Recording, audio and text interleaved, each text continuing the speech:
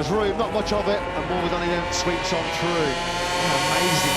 Today is 301 days since Marc Marquez last saw a checkered flag in a Sunday Grand Prix. October 23rd, 2022, the Malaysian Grand Prix in Sepang. A helicopter shot picks up our leaders there. Pecco Bagnaia, the factory Ducati versus Brad Binder on the factory KTM. They're both just running sort of like in lights out, and we are going Spielberg. Superb start for competition once again by Pecco Bagnaia. Now they just did in the sprint yesterday. Really good start as well by Luke Marini. He's up beside Pete Field, who nearly lost the rear.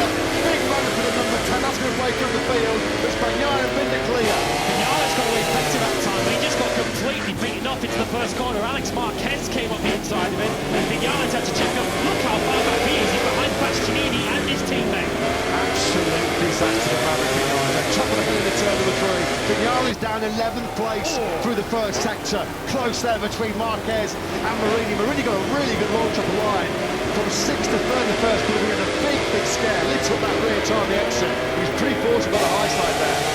Whatever Ducati found on the start system, it's clearly working a trick, isn't it? Because Pecco Bagnaia is clear of the KTMs. Brad Binder and Jack Miller, 2nd and 3rd. Then it's Alex Marquez with his battle with the Rudy VR46 Ducatis of Marini and Bezzecchi. Fabio Quartararo is 7th, and Jorge Martin, with that long lap penalty to come, is up 4 into 8th. Bagnaia is trying to recover from another poor start. He has gone through on his teammate Aleix Espargaro halfway around this opening lap of 28 here in Austria. Already shaping up to be Bagnaia versus Binder, just as it was 24 hours ago in the sprint. Dropped down the hill through turn 9 for the first time. Through this final corner, high drama here down the ears. Second gear, Bagnaia's made 2 perfect starts. He knows, he was aware of just how good the KTM have been up the line so far this season, but he made the dream launch. There he is, the leader in the first lap. You can see a gap opening up already as Fabio Quartararo's lost a couple of places late in that first lap. Martin is drawn in, and so too is Maverick Vinales. So Vinales looking to make up ground for what was a decent start on poor turn 1. He's now up behind Martin in 8th. So the long lap penalty window now then open for Jorge Martin. He's just trying to get himself as far forward as he possibly can before he does come in. Look at that Maverick Vinales on that first lap. Pointing, he lost 6 places. Another shocking start. All the hard work he does on Fridays and Saturdays goes out the window before he's even clipped into 2nd gear off the line. Back at the front then, Bagnaia still leading by a couple of bike lengths from Binder's, getting that little front end a little bit nervous on that KTM as they drop down into the hardest braking zone around the Spielberg circuit in turn number 4. Simon, you got some thoughts? Yes, you can see Binder is really trying to attack because he's so close, and he doesn't want to be that close for too long because of front tyre temperature. So he's clearly aiming at trying to get in the front and get the cool air, because maybe 3, maximum 4 laps there, and he'll be in trouble front tyre wise. Yeah, it's going to be cooking up a barbecue on that front tyre. Thanks for that, Simon. Pecco Bagnaia, he spent the entirety of yesterday's 14-lap sprint to the front, and even he said, with nobody ahead of him, he was encountering a few concerns about front tyre temperature and front tyre pressure. He's got himself in a position A at the moment, Bagnaia. Lead group, power out of turn number 10, the final corner. Binder's just set the fastest lap of the race so far, 1:30.304. Just fractionally quicker than Bagnaia directly ahead of him. We're looking now from Binder's KTM towards Bagnaia. This was where yesterday the Ducati had the big advantage. The acceleration, picking up the drive grip, coming out of those low gear corners. This is where Binder really struggled yesterday. Binder's having to take real risks on the brakes to try and close up to the back once again. Pecco Bagnaia is already in a 2nd time behind Binder to the 2nd of the factory KTMs of Jack Miller. Jorge Martin has not yet served that long lap penalty. He's got 3 laps to come through there. At the moment he hasn't. You can understand why, because he and Maverick Vinales are pulling in a little bit of a gap on the group behind. Miller there in 3rd place, although he's coming under big pressure here from the Ducati Armada behind him. Alex Marquez, Luke Marini, Marc Marquez, all on the GP22, which Jack Miller vacated at the end of last season to move to KTM. A long way to go here for Miller to make it a dream double podium in the home Grand Prix of Red Bull and KTM. Alex Marquez, who was 4th in yesterday's sprint, will complete on a solid weekend. There he is in 4th spot. Putting Marc Marquez down in 17th place and being the only rider of 23 to go out there with the Michelin software type. It's a really tough 2nd lap for Fabio Quartararo. He lost 4 places. We saw the move from Vinales at the start of the lap. Aleix Espargaro, Enea Bastianini and Johan Zarco also made their way through on the number 20. So Quartararo in early difficulties as Jack Miller looks set to soon relinquish third place. Very late on the brakes there into turn one, wasn't he? And Jorge Martin does take along that penalty loop, which he had problems with this morning. As he comes through it this time, he's safely through. Pace off together with the front, no question. Bagnaia and Binder, they break into the 129s for the first time. The only two riders out on circuit in those 129s are already making that decisive break. In terms of the spectacle then, it's all down on Binder to try and keep par with Bagnaia at the early part of this race. Miller, Marquez, Marini, Bezzecchi are all in the sort of low to mid 130s. Bagnaia and Binder with by far the superior speed early on as Quartararo runs wide through turn number 9. That's where he lost all that time then at the end of the second lap, and you see Bastianini just easing through. And Zarco too, taking places from Quartararo. He's running around at the moment in 11th place, promoting up a spot by Jorge Martin. So that long lap penalty completely erased all that progress that Martin made on the first 2 laps. And they're still resisting Marquez, direct United on that Brazil Ducati. That's where Marquez is staying put next season now. Then has Binder got the drive going through the corner, coming through turn number 8. He was thinking about a lunge on the inside of Bagnaia, wasn't he? Down to hit that third gear, turn number 9. But Bagnaia just too good himself on the front end of that Ducati. And Pecco Bagnaia will know at the back of his mind as he sees on his pit board, sees the lap counter, Binder plus 0.1. He will know at some point that Binder's going to have some potential issues and concerns about front tyre pressure, front tyre temperature. It's imperative Bagnaia knows that he's got to keep the South African behind him. Alex Marquez through then on Jack Miller up into third place, and you can see the Rudy PR46 Ducatis are now queuing up behind Jack Miller. This is kind of a familiar feeling, isn't it, for the Australian? We've seen it in recent Grand Prix. He's able to get up front in qualifying and get a good start, but then he ends up reversing back downfield, and that looks like fate for the Australian at the moment. Yeah, Marquez captain straight away. This was the move, the classic move. You get the drive through turn number 8 as they come over the crest. The blind run down towards the third gear, 120 kilometres an hour, turn number 9. Alex Marquez made that look easy. It certainly wasn't. Now then, with a bit of clear air in front of him, potentially just cooling down that front tyre because he sat behind Jack Miller for the first 3.5 laps. Alex Marquez at the moment is 1.8 seconds off the lead. Straight away they're going to put the half a second between himself and Miller in that third spot. Because along that penalty and his poor qualifier, Jorge Martin is now the best part of 7 seconds off the lead. He had made his way through on Miguel Oliveira. He's now behind Fabio Quartararo. So Martin's charge has resumed. Yeah, Jorge Martin with the long lap excursion on that previous lap, his times are 33.6. So compared to the race he had taken Bagnaia, how much was the damage when it was well over 3 seconds? That's how costly yesterday's first corner controversy was for Jorge Martin. Alex Marquez, having got through on Jack Miller, is getting on with this, isn't he? A 130.222, best lap of his race so far as Bezzecchi finds a way through now. Yeah, and Marini. So Jack Miller, unfortunately, going the wrong way once again, just hasn't got the speed that he has at the start of these Grand Prix to keep the momentum going. Next up behind Miller will be the 2 factory Aprilias of Marc Marquez and Aleix Espargaro. Vinales last time around did a 130.4, which was quicker than everyone ahead of him, with the exception of the leading 3. This was the race start, and look at the superb launch that Bagnaia got from pole position. Maverick Vinales just goes the wrong way. He's not in a bad position there, look, is he? But he just gets sandwiched into turn 1. He's got Miller on his left, Marini and Marquez on his right, and he just gets swamped. That was a real aggressive swing to his right there by Alex Marquez. He was rewarded for that committed move because it got him immediately up inside that top 5. Good job that by Alex Marquez. We're on board there with Marco Bezzecchi, who had all his problems on the outside last year. That was the big scare, wasn't it? For Luca Marini, who got himself up into P3 very quickly. Back with the top 2 then. 22 in a couple of corners. 22 laps, a couple of corners of this race remaining. And Guy at the moment still able to keep Binder behind him. Binder really hasn't been able to get close to the show back. Guy's not looking how that rear ride-out device has dropped the rear of that Ducati to pick up the acceleration grip. Over the line, nearly a quarter of a second between Bagnaia and Binder. With Alex Marquez 1.7 seconds behind second spot. The fastest rider on circuit at the moment is Marco Bezzecchi in 4th place. He did a 130.0 0.067 on that previous lap. A couple of tenths quicker than the leading pair. Benzeki 2.5 seconds off the lead at the moment. A podium might well be on. He's going to have a tough task ahead of him to close in on this leading pair. And of course, the big question is, how long can Brad Binder sustain this up behind Bagnaia?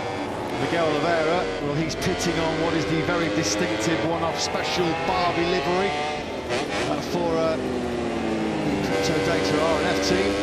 Looks like he's calling it a day. There's been some kind of a problem there on Brad Binder's dashboard. What we said, tyre management's going to be so crucial in this Austrian Grand Prix.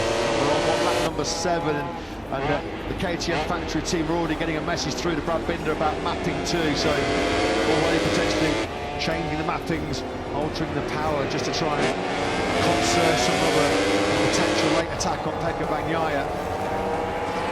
See further back, Marc Marquez and Marco Bezzecchi on good pace at this stage of the race. They're pulling clear of Marini. This is the battle then for 11th place. So Jorge Martin, after serving that on that penalty, getting back to the Oliveira, hasn't really gone an awful lot further since then. Martin still up behind the factory Yamaha. He did do his personal best last time round to 1:30.3, as quick as the race leader. But Martin is lying in an awful lot of traffic. Simon Clayford on the spot as always. I think he's spotted what's wrong with Miguel Oliveira out of this Grand Prix. Simon, down to you.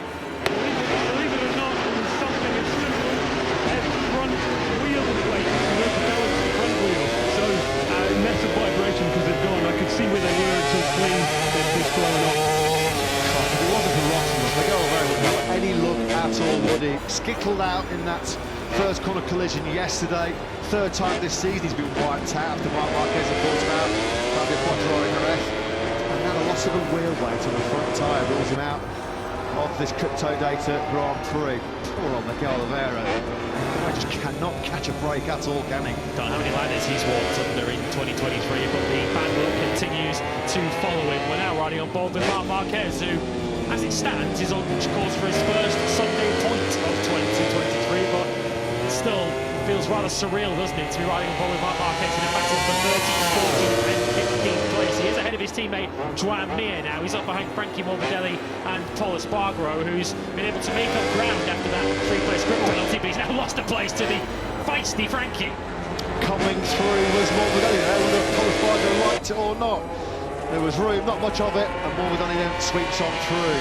Amazing today. It's 301 days since Marc Marquez last saw a checkered flag in a Sunday Grand Prix. October 23rd, 2022, Malaysian Grand Prix in Sepang. A helicopter shot picks up our leaders there.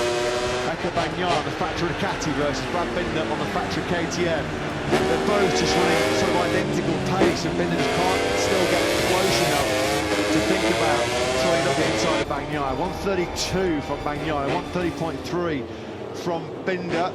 Simon, some more thoughts? Yeah, I genuinely believe he's keeping that gap just to keep enough temperature, wind, fresh air on that front tyre. He tried in the beginning, couldn't get past. If he stayed that close, he would overheat it and either crash or streak backwards. So I've seen Joan Mir do it over the years. He was on the Suzuki, won the championship, and I'm pretty sure that's what Brad is doing now. And so it means he could be trying to sit there, wait for the right time to attack. Yeah, thanks to that, Simon. At the moment on this 9th lap, Bagnaia has taken the lead by over half a second for the first time in this race. We've just seen there Jorge Martin pick off the fast-fading Fabio Quattraro and chop there at the office for the factory Yamaha team right now. Quattraro has just lost 11th spot then on this lap number 9. And Frankie Morbidelli's teammate only in P13, having got through on the previous lap on Paul Espargaro. So no Yamahas inside the top 10. Another pretty average day to say the least for the Iwata factory. Brad Binder has been able to come back at Bagnaia a little bit in the 3rd sector and 4th in this lap. So in the end, Binder was quicker than Bagnaia on the last lap. But this is the biggest concern for KTM. Jack Miller's continuing to plummet down the order. He's in the high 130s at the moment. 130.9 and 31.1 on the previous lap. That's 3/4 of a second slower than the leaders are going. And surely it's a matter of time before Maverick Vinales makes his way through into the top 6. And you shouldn't look back in anger, you shouldn't have regrets, but I'm sure Maverick Vinales has to have a couple at the end of this weekend. Having started on the front row, 2nd place, awesome pace on Friday, brilliant pace, so much potential on Saturday as well, but it's gone horribly wrong. Just seconds after lights out in both the sprint and this Grand Prix. Recovered to 8th from last yesterday.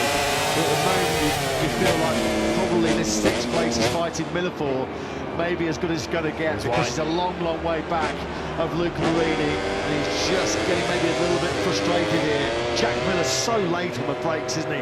Never an easy guy to pass, and at the moment Vinales just running wide there, going through turn number 4. It just gives Miller a couple of bike lengths now into this third sector.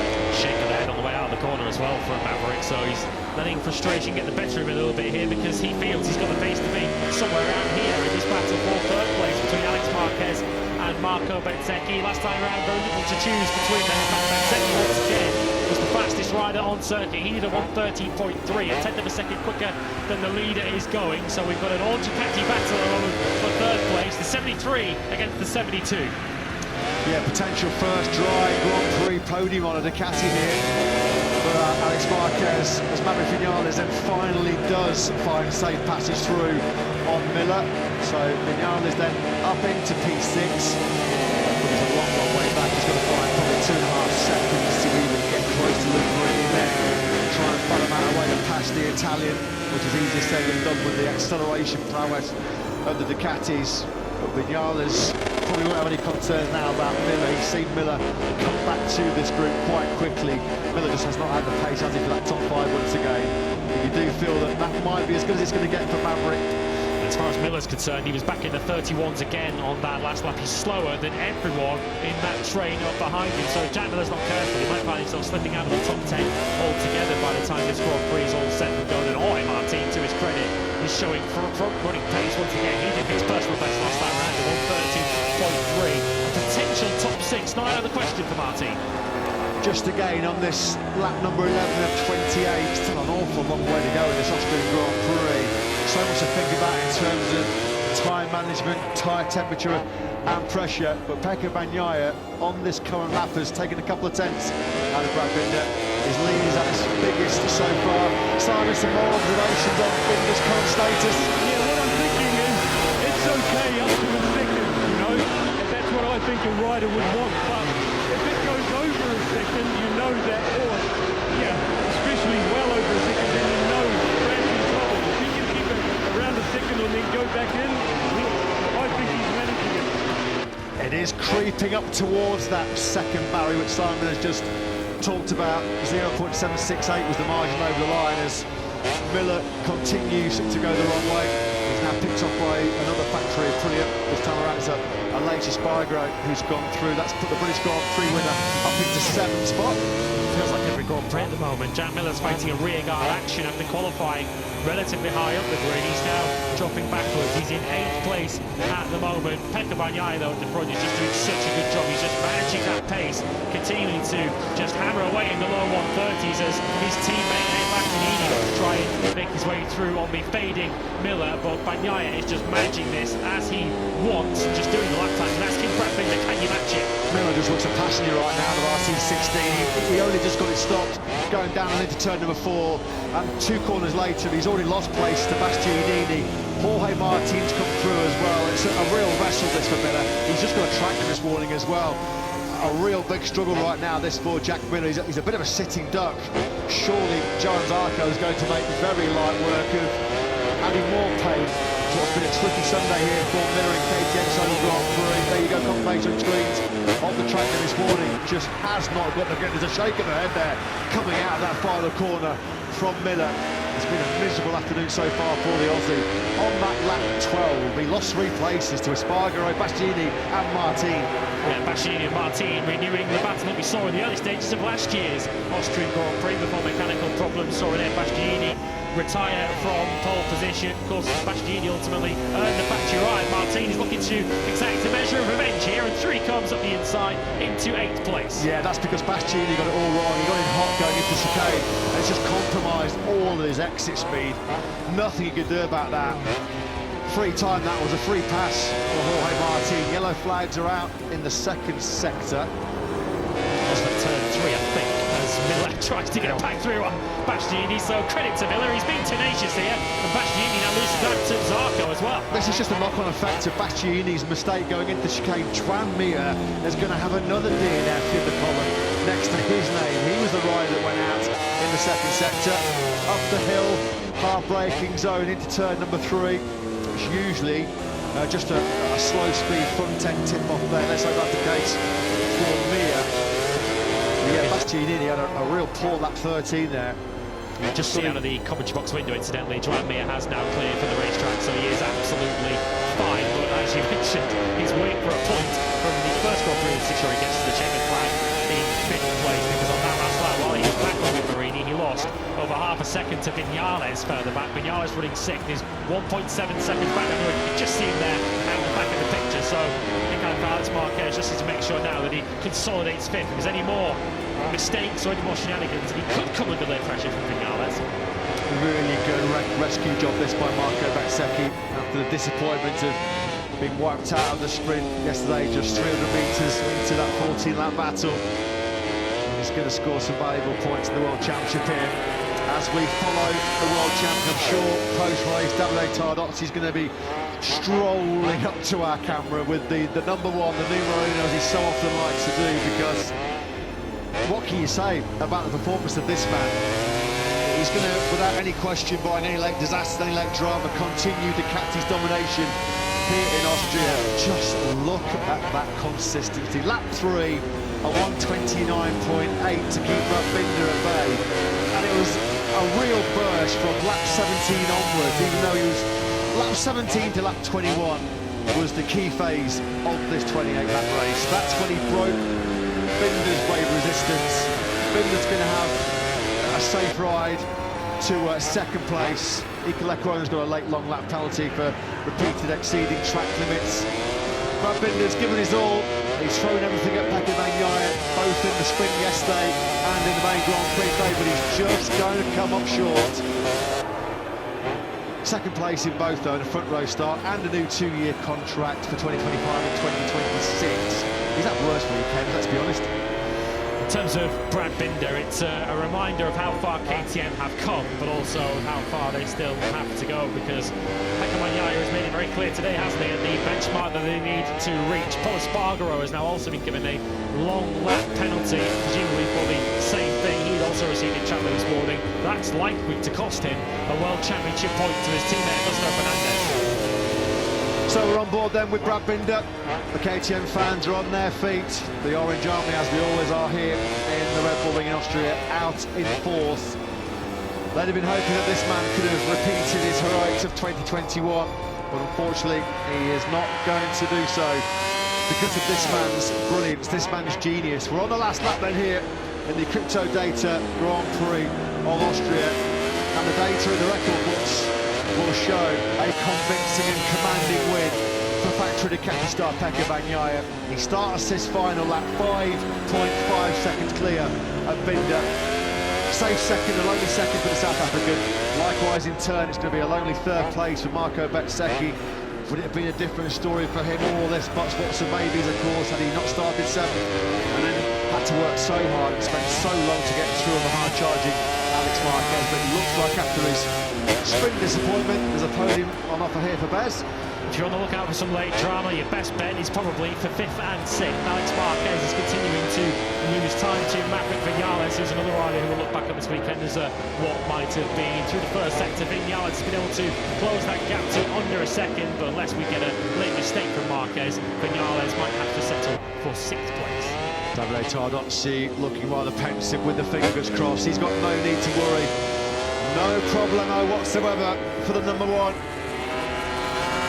The epitome of cool and composed. This has been one of the most dominant performances of Pecco Bagnaia's Grand Prix career. It's a half-century, 50 career podiums coming up then for Pecco Bagnaia. Utter domination. Ducati reigns supreme once again.